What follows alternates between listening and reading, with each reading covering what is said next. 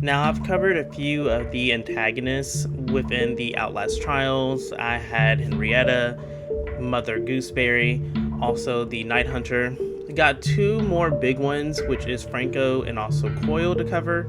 However, I wanted to focus on the big grunts that's within the game, and I found out there's actually four of them. I think I've only encountered three of them and not the fourth one, because majority of the time of the trials I'm running for my life, so maybe I have encountered the fourth one and just didn't notice. But in today's video, I'll be diving into the four big grunts within the Outlast trials, talking about their personalities, their appearances, and if there is a backstory for those four characters. So if this video interests you, stick around as we're going to dive into the big grunts within the Outlast trial.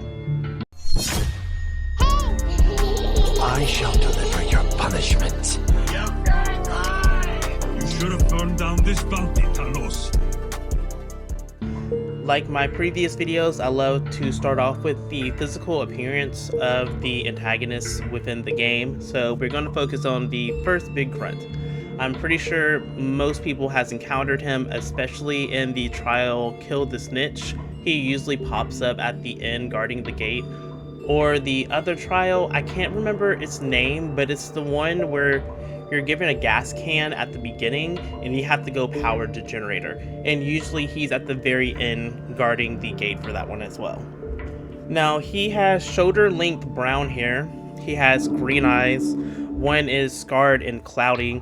He has reddish lips, hairy arms and chest. When you see his left arm and leg, you'll notice that he has a metal brace on them with medical tubes. As most big grunts, he has an abnormal torso, a bandage on his left arm, and also the right leg. Now we're going to dive into the appearance for the second one. Now the second one, I have encountered this one before. He's the one that is bald-headed, he's naked, he has blue eyes, he has metal poles emerging from his skull, he's thinner than the first one, and also he has paler skin with a longer face shape. The third one we're going to cover for physical appearance, I have encountered her as well. She has the darker skin tone, 4C afro, which is what they say online is 4C hair. I never knew it was 4C hair, to be honest. She has bandages wrapping around her face. Now, she is half naked, but in some trials you may find her completely naked, but usually she's wearing a rag dress, which is only covering her left breast with the right one completely exposed. She has a right arm brace, and you can tell that her leg has been amputated because it seems to be rotting on the prosthetic that is currently on. She has a brace on her chest that wraps around to her back, and her left arm is also bleeding, and you can see some rotting there as well. Now the fourth one, I may have encountered her at some point in the game. I just physically could not put a face to the description, to be honest. I may have encountered her and again running for my life and just did not pay that much attention. But she's kind of like Mother Gooseberry, as in when it comes to the face, you can tell there are face pieces on there. She has a large portion of her skull missing. She's bald. She has long stitching that goes across the lower stomach. She has very long nails. When it comes to her back, she has a straight back, which there is actually a brace drilled in her backbones, which makes her have a straight back, because majority of the big grunts, they are kind of crunching over a little bit. However, with her, she just has a straight back, and I feel like with the straight back is the reason why I can't picture it, because most big grunts that I come across is one of the first three.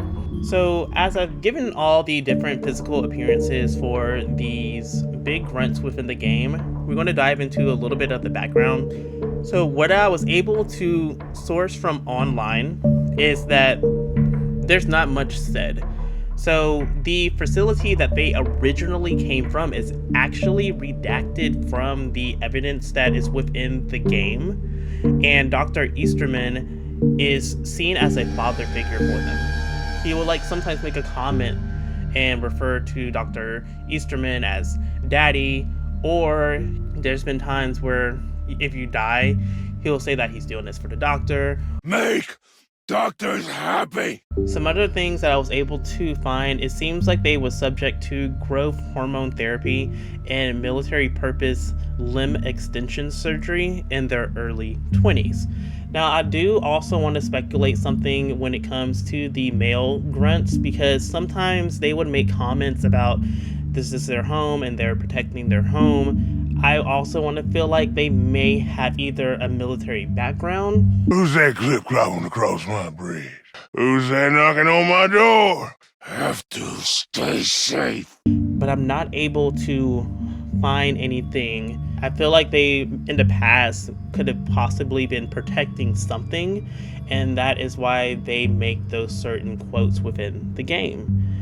The experiments that was done on them heavily injured them. They have deformed their faces, but they have like a childish like mind, because sometimes they believe in Santa and also the tooth fairies, and as I mentioned earlier, they refer to the doctor as Daddy when they either get hurt or they can't reach a reagent. It hurts! Doctor! Murkoff personnel has carefully maintained their bodies due to the big grunts getting easily aroused. So I know the most common line that I hear in the game. Is that you, sweet pea? Ooh, you got another thing coming. Another one of their lines they sometimes say is something along the lines of like, I think I love you. Hello? Is it me you're looking for? I think I love you. Now, when I encounter the female big grunts, I never actually hear them say anything to me. Every time they do speak, when they're on screen, it's very much gibberish every time.